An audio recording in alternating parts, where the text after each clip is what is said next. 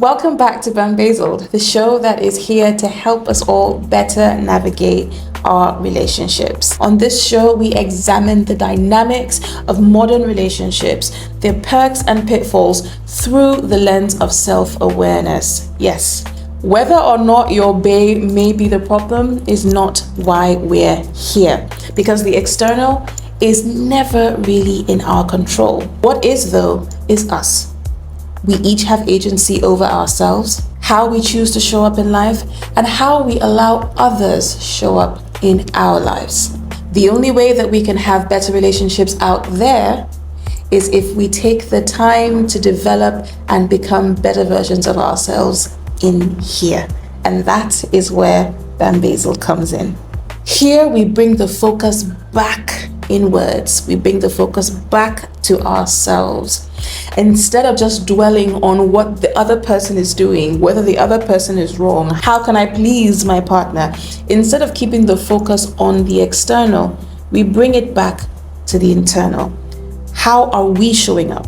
What can we do differently? What can we do better for ourselves and then for the kind of relationship we want to have? My job is to make sure that you are not being bamboozled by your bae. And that's past, present, or future bae. No bamboozling here, not any longer. So whether you're looking for clarity in your own relationship or simply trying to help someone else that you think might be struggling, Bambazeled is where you can get all the relationship cheat codes. Now, this week, we are continuing with our emotional abuse series, where we are trying to take a very deep and extensive dive into the world of emotional abuse, what it looks like, what it sounds like, how it presents, the effects it has on the victim, and I know people don't like that word, so let's say the people that are receiving that abuse, why it's so hard for people to leave and break away, and how you can do that if you've come to the point in your life where you're tired of being tossed to and fro by another person's emotional dysfunction. Now, in the first installment of the series, we talked about what abuse looks like. We gave a long list, and somewhere on this screen, I'm going to link that video. In this second installment, we're going to be talking about the intended effect that these abusive tactics are meant to have on the receiver. What is the abuser really after? What are they actually trying to achieve? And why is it so hard for us to recognize when we are being abused, especially when it's by someone or coming from someone that we really love or someone that's really close to us?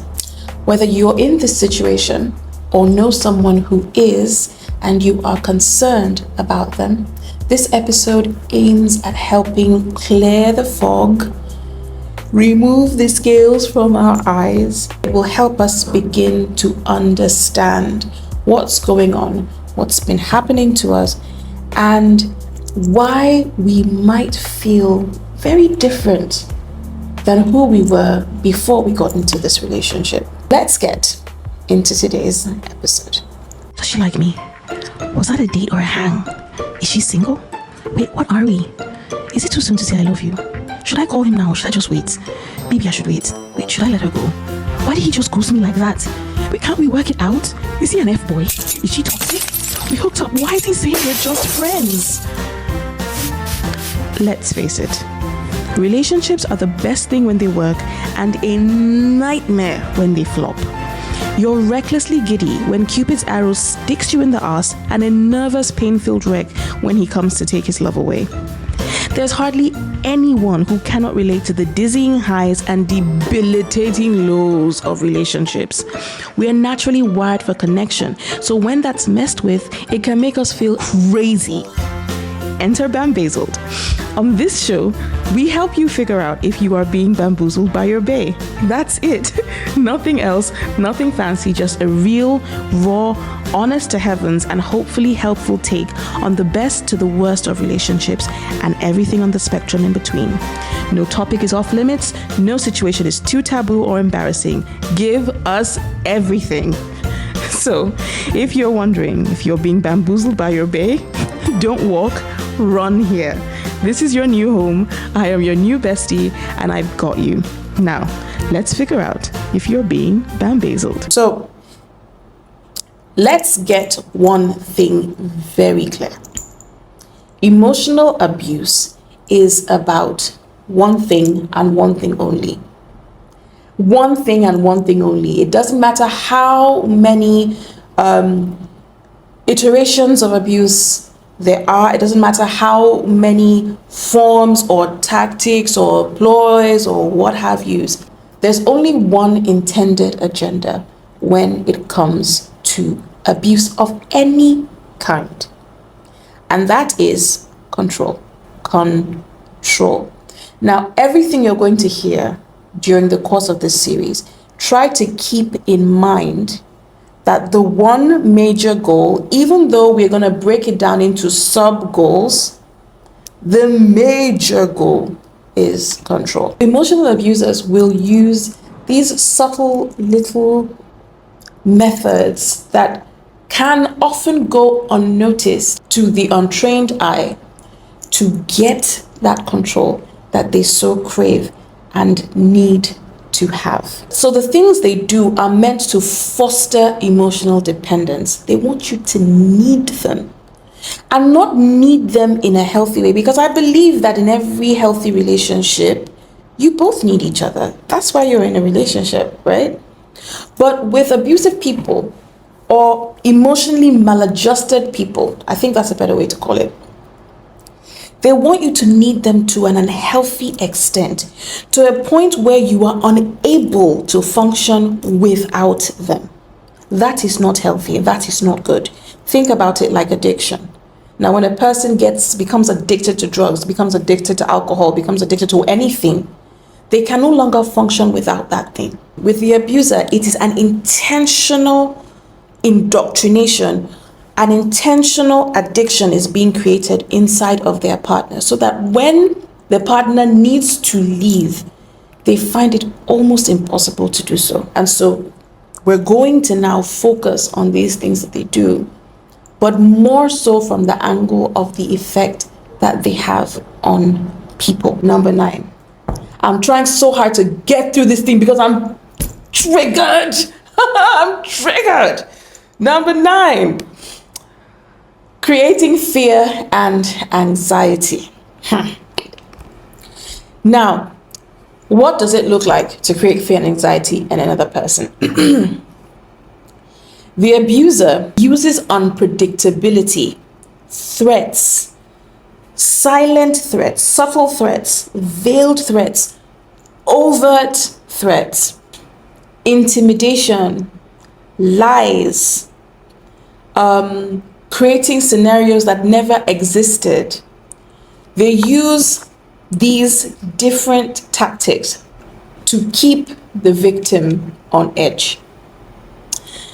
The abuser may suddenly explode in anger, like wild anger, out of nowhere. They may make veiled threats like, the last girl that cheated on me, by the time I was done with her. Anyway, just don't do it. Don't do it. Or they can make up a story that might be true or might not be true at all, where someone who crossed them ended up in the hospital, ended up losing their business, ended up losing their livelihood because they crossed them. In fact, let me add one. There is the religious version of that threat, because I just gave you the mafia version. Hey, Bobby, you crossed me. I don't know how to do a New Yorker accent. Let me see. Can I do a New Yorker accent? Hey, Bobby, no, I'm not gonna, just no. Anyways, so where you cross them, or someone crossed them and the person ended up 6 feet under, the person ended up in hospital, the person ended up losing everything they own. That's the mafia version. Let me tell you the Nigerian religious version. Are you ready? People don't play with me because God does not play with me. God doesn't play with me. When people do things that hurt me, when people come after me, when people come at me, I don't even have to do anything because God does not play with me. Oh, God does not play with me. I don't know how it happens. I don't even have to do anything. God just, before you know it, this person's father will die. I've heard that. I've actually heard that. But I don't know. I had to even pray. God, please, okay, have mercy on this person. It's too much. How foolish and arrogant are human beings to think that God is one boy who, because someone did something to you, you say, God, look at what this person did to me. Show them Pepe. And then he will like, yes, my master, off to go and smite them. Many Christians think like that. I'm not saying that God doesn't fight our battles, because the same Bible says, stand still and know that he is God. The same Bible tells us about how the Lord won battles for the children of Israel. Where there were certain situations said, okay, you know what, sing, and the battle will be won. That's true. So God does fight for his children. But there is a misappropriation or an abuse of that concept, where it's like, listen, I am just advising you not to cross me, because if you cross me, you're dealing with God. It's a God complex. That's what it is. And so that's the religious version. Anyway, before I go too far. Yeah, so they make veiled threats, or they create a volatile atmosphere where the victim is constantly afraid of doing the wrong thing. That is what creating fear and anxiety looks like. So something small happens, you give them the silent treatment, make them feel anxious. When they are anxious, you give them small signs that you're going to leave. You come up with the, babe, we need to talk. And everyone knows when you hear, babe, we need to talk, 9 times out of 10, it's not the good talk. And so you prime this person to be anxious. And because they are trying to make sure that you don't leave them, you don't abandon them, they're always looking around. What am I doing? Let me make sure I'm not doing the wrong thing. Let me make sure I'm not doing the wrong thing. Let me make sure I'm not doing the wrong thing. It doesn't matter if in their making sure they're not doing the wrong thing to you, they are completely hurting themselves. So, what is the intended effect of creating fear and anxiety? It is to keep the person being abused in a state of constant vigilance, where they feel that they must walk on eggshells to avoid upsetting the abusive person. What must I do to make sure mommy isn't angry? What must I do to make sure daddy isn't angry? What must I do to make sure sister isn't angry? What must I do to make sure brother isn't angry? What must I do to make sure boyfriend is not angry? What must I do to make sure my girlfriend is not angry? What must I do to make sure this person who is not making sure I am not angry is not angry? You are constantly like a radar, like a what's happening with my English today? Like a not laser beam, like sensors that are constantly roaming to and fro, scanning. Where is the threat? Where is the threat? Where is the threat? Where is the threat? Where is the threat? Identify, annihilate. Oh, I need to make the bed. Oh, he has to have fresh soup today. Oh, she has to travel 7 times a year. Oh, I need to make sure she has Prada bag. Oh, I need to make sure that my mother is constantly afraid and anxious that if I don't get everything exactly as this person wants, they're going to leave, or they're going to make this environment so unbearable for me.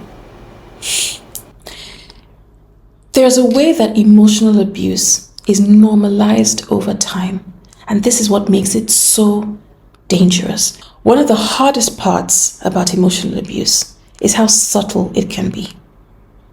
Your abuser rarely starts with screaming, rage, breaking things, hitting you. They don't start big, well, unless they love bombing you. They start the abuse little, subtle, small ways, things that seem harmless at the time. It's like if someone steals 1 naira from you, it means nothing. If they steal 5 naira from you, it doesn't really mean anything. But if they steal 5 naira from you 10 million times, calculate how much money has been taken away. That's how emotional abuse works. If you get cut on your hand here, there's nothing to it. You're just gonna put a band-aid on it, it's fine. But if you get cut here, you get cut all over. Before you can stave the bleeding here, before you can stop the bleeding here, you're bleeding out of here, and you've bled out. That's pretty graphic. But emotional abuse is very serious and very harmful. That's what it actually does to your mind. Over time, the abuse escalates. It always does. But by that time, it often feels like it's normal because this has happened so long. You now begin to question yourself. Where things were unacceptable before, you start to ask yourself, am I overreacting? Maybe I'm just too sensitive. Is it me that's the problem? Am I the narcissist? What did I do to make him upset? What did I do to make her upset? You start to question if this is just how relationships are supposed to be, and you're asking for too much. If you leave, are you going to meet anybody else? Because maybe this is just what happens in relationships. It's easy to miss the signs when they come wrapped in a package or in gestures that on the surface seem so small, insignificant, and sometimes even innocent.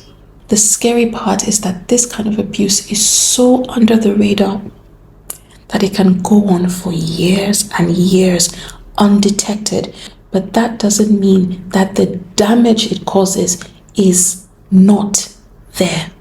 Emotional abuse is not always loud.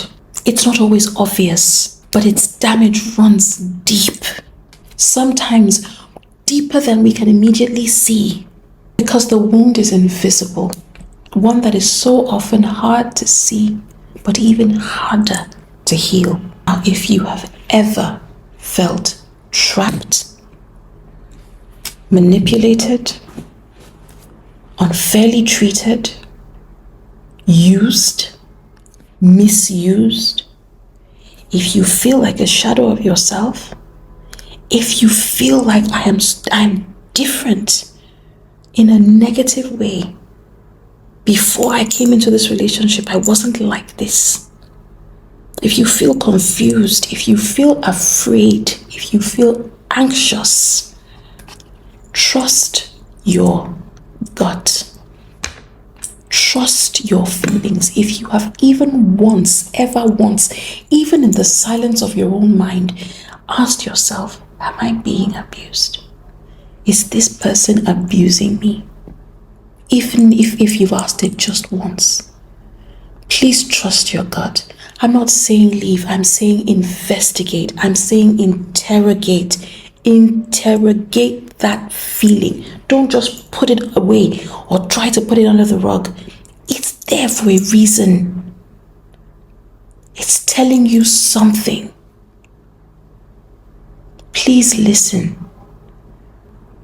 I'm going to end this by saying you deserve so much more than becoming the shadow the abuser has fought you and attacked you from. You deserve so much more. You deserve so much more than diminishing in the very place that is supposed to give you life and help you thrive and blossom and bloom. A relationship is not the place you go to disintegrate and die. It's a place where two living people come together and create a better, more beautiful life for each other. And if that's not what you're experiencing, I beg you, please interrogate at the very least. And if you think you have the strength, leave. Thank you so much for watching the Emotional Abuse series here on Bambazeled. it was important to break it down like this so that I don't glom everything into one long episode. I want people to be able to take their time with these. It will take time to absorb all this information, and that's what I want. So stick with me. We're going to get through this series. It's a long one, but it's an important one. If any of these things we've talked about resonates with you in any way, even a little bit, please know that you're not alone. You are not by yourself. You will not believe how many women and men are going through abusive relationships or are in emotionally abusive situations, and they have found help. I know leaving your partner is a scary thing, and I'm not advocating for that. There are people who have actually been able to work through these things with their partner and come out good on the other side. That's possible, but don't just wallow and stay there and keep experiencing this when you can have so much better. There are resources available. If you need help, please reach out to me. All my socials, I'm Annie Icha on all my socials, ANEEICHA. Send me a DM, send me a tweet. I don't know how those things work. Send me an email. The email is in the bio here. And I will hook you up with help and the necessary resources. The more we recognize these patterns, I'm telling you, the more equipped we are to help ourselves, to help the ones we love, and even hopefully to help the people who abuse others. Maybe if they knew better, they would do better. I would ask that if this has been helpful to you, you share it with someone who you think it will be helpful to as well. I'm going to ask you to please subscribe if this content resonates with you. Please share, comment. I'd like to see your experiences in the comment section. It helps other people to know that they're not so alone. And I look forward to reading from you as well. So please share your experiences in the comment section. Share this video with as many people as you can and consider subscribing. I would love that very, very much. All right. You know what time it is? Sign off with me in life. We can always do better or we can do worse. Let's make sure that we find ourselves in the former more than we are in the latter. Stay safe out there in these relationship streets. Don't bamboozle or be bamboozled by bae. I will see you again in the next episode. Until then, please let love guide you always. Bye for now.